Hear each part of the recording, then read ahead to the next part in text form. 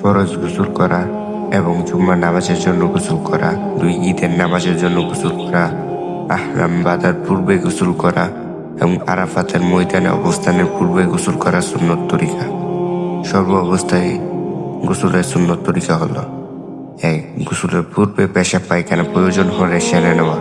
2. গোসলের শুরুতে বিসমিল্লাহির রহমানির রহিম পড়া।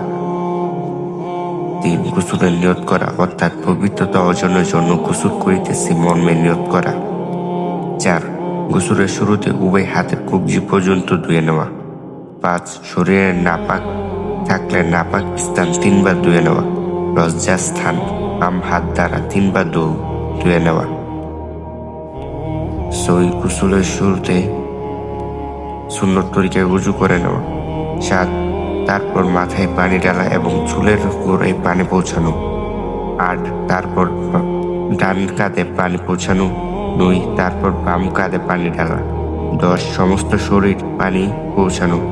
11. সবশেষে গোসলের জায়গায় যদি পানি জমে থাকে তাহলে সেখান থেকে শরীর 2 পা ধুয়ে নেওয়া এবং গোসলের জায়গায় পানি না জমলে সেখান থেকে পা ধুয়ে নেওয়া।